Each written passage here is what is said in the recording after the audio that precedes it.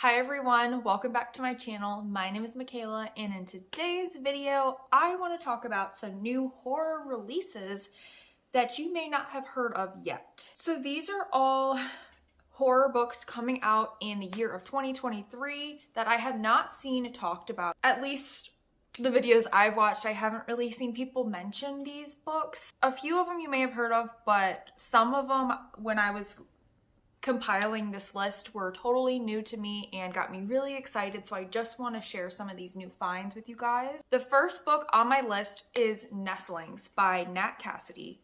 This book is set to come out on October 31st.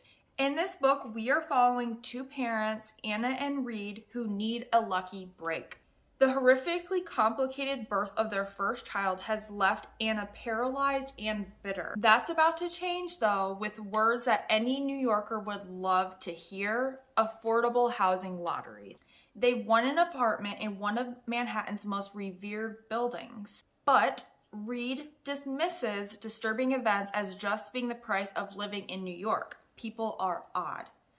But he can't explain the needle-like bite marks on the baby. So I don't know what that means, like if this is going to be a little bit of like a vampire story, if he's finding bite marks on the baby. But I know this cover has like a bird skull on it, so I don't know, that looks really interesting. I know that this author did write Mary.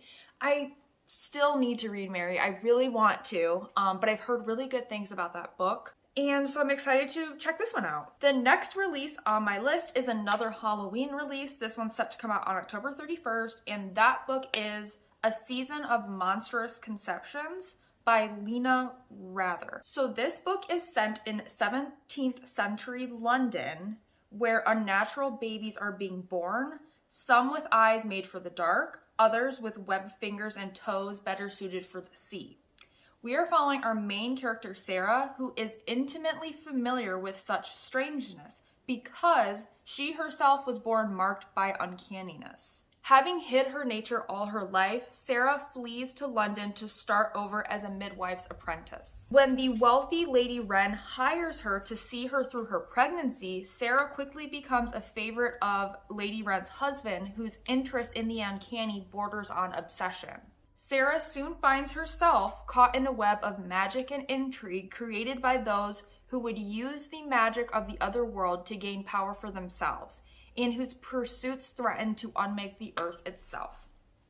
So this one kind of reads a bit more fantasy to me than horror, and I'm still interested though, but I am getting a bit of cozy witch vibes from this. So I put this one on my list, and then when I was like going through the synopsis and editing down the synopsis I wanted to give you guys, I was thinking like, ooh, this was when I thought about possibly taking off my list, just because I am getting a little bit of those like witchy vibes, and I feel like those books I have a hard time getting along with. So I don't know, I am still interested in this one, and I do really like that cover. So, you know, if my library buys this one on audio, I'll probably end up picking it up.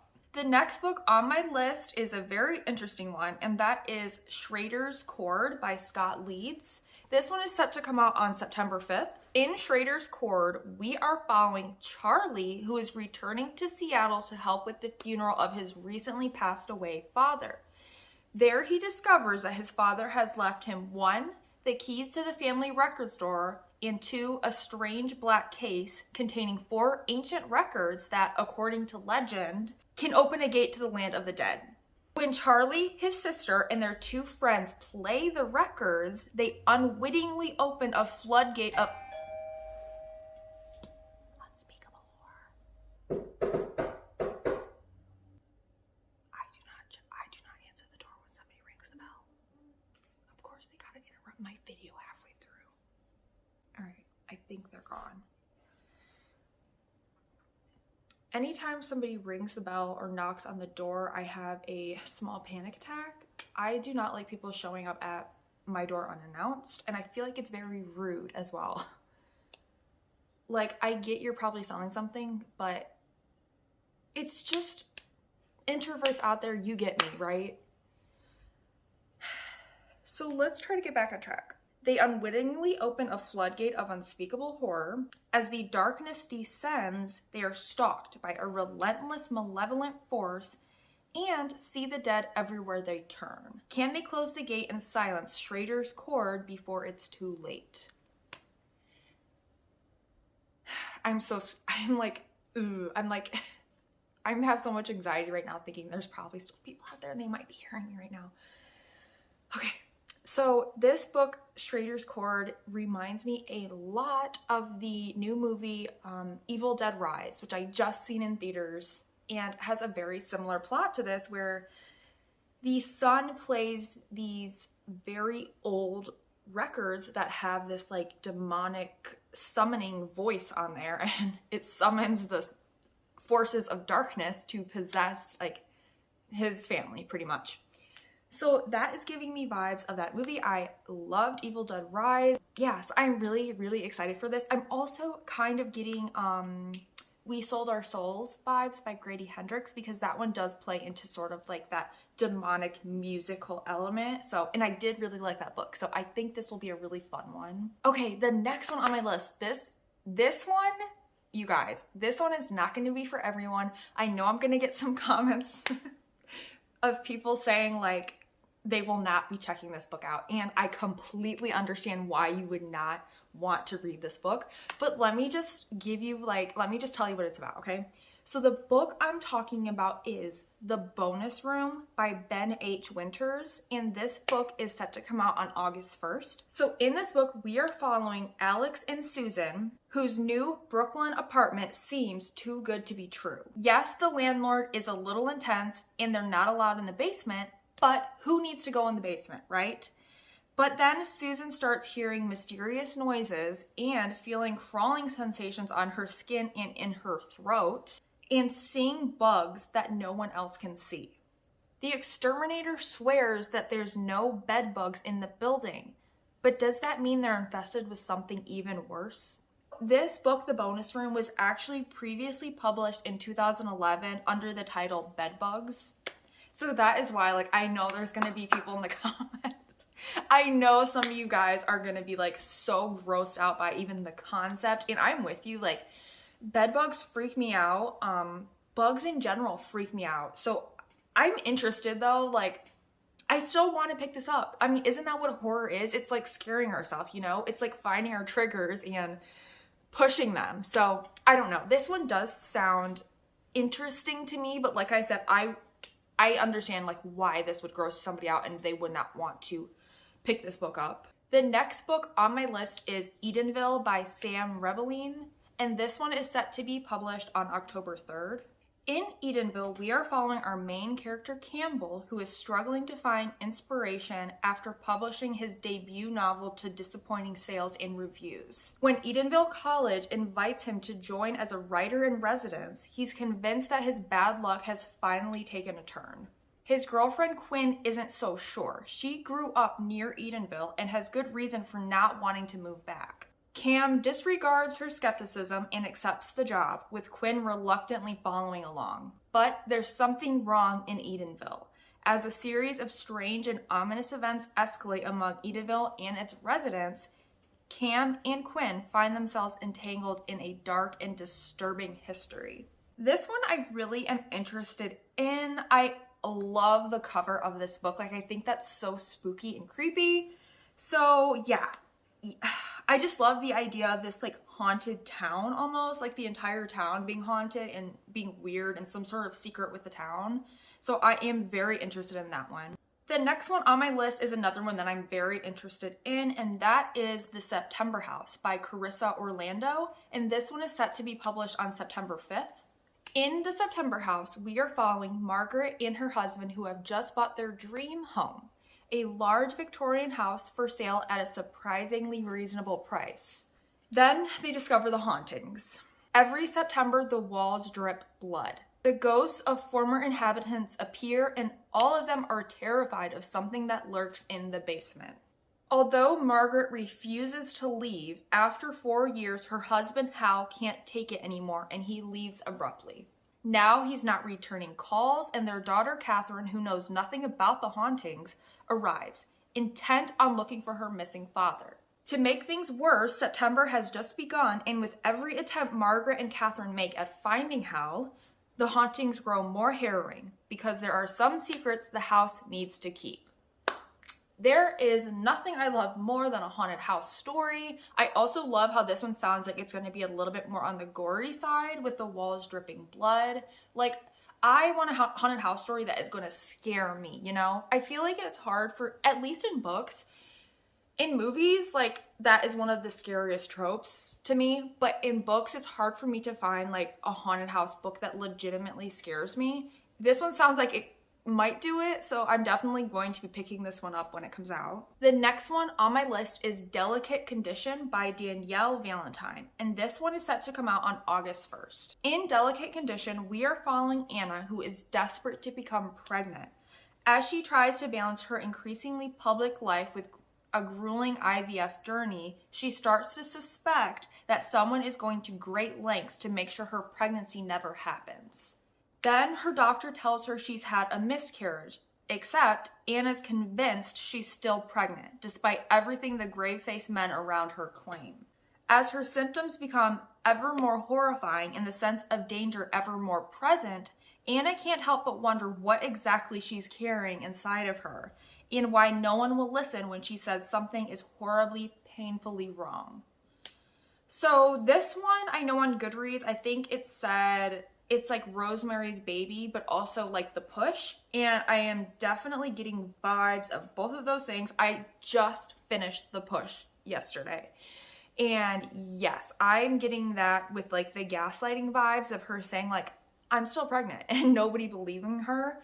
And then Rosemary's Baby with this like, what is she carrying? You know, is this like the devil's spawn pretty much? So I don't know, you guys. This one, I feel like this one, I want to read it, but I don't know if this is one that I'm going to love. So, but I am interested, and I like seeing those themes explored of, you know, like women's pain and the medical industry not taking women's pain seriously. And this is another one where I think the cover is really, really cool. The next one on my list is one that I'm so excited for, and that is Rouge by Mona Awad.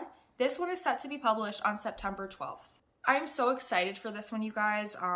I loved Bunny, and I want more from Mona Awad. I know I need to read her backlist. I still need to read All's Well, but I'm definitely going to be picking up Rouge when this one comes out. So in this book, we are following the main character, Belle. For as long as she can remember, she has been obsessed with her skin and skincare videos. When her estranged mother dies, Belle finds herself back in Southern California, dealing with her mother's considerable debts and grappling with lingering questions about her death. The stakes escalate when a strange woman in red appears at the funeral, offering a tantalizing clue about her mother's demise, followed by a cryptic video about a transformative spa experience. With the help of a pair of red shoes, Belle is lured into the lavish, culty spa to which her mother was devoted.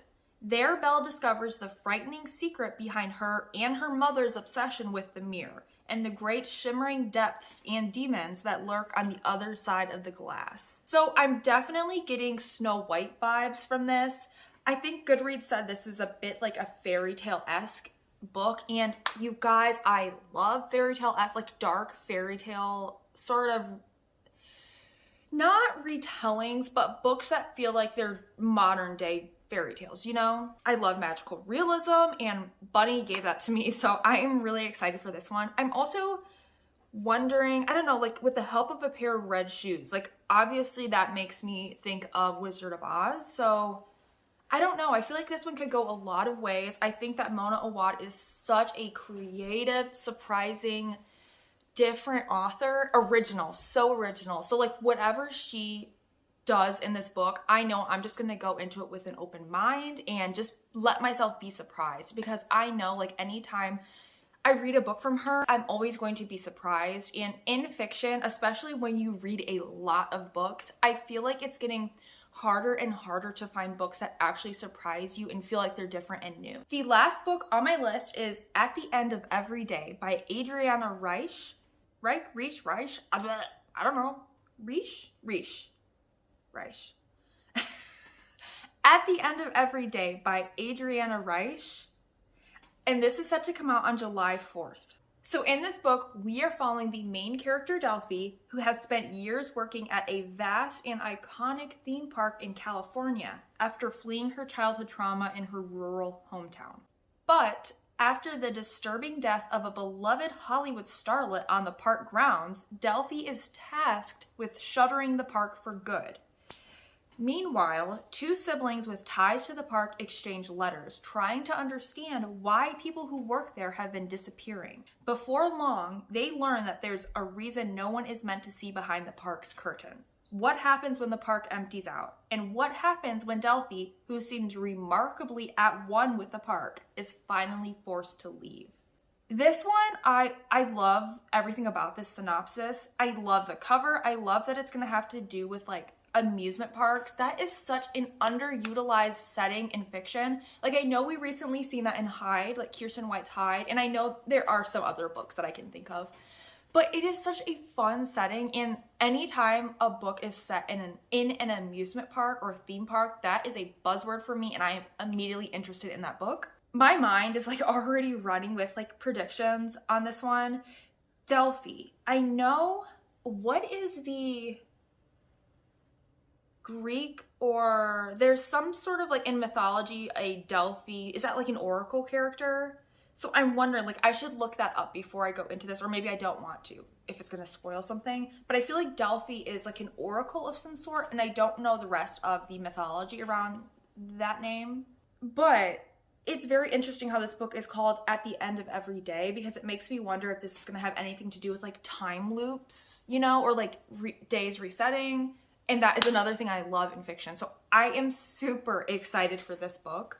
So those were all the books on my list that I wanted to talk about today. Have you guys heard of any of these books yet? I tried to pick books that I personally had not heard of yet and try to just like bring awareness to some of these new horror releases coming out later this year. I feel like we have so many exciting releases coming out this year that I'm really anxious to get my hands on. It is a good time to be a horror reader and horror fan. If you guys are excited about any of these books, let me know which one you are most excited for. I feel like I am most excited for Rouge by Mona Awad, The September House by Carissa Orlando, maybe Schraders by Scott Leeds, and At the End of Every Day by Adriana Reich. So yeah, there is a lot to be excited for coming out later this year. So let me know what book you guys are most excited for, looking forward to, can't wait to get your hands on. But other than that, thank you guys so much for watching, and I will see you in my next video.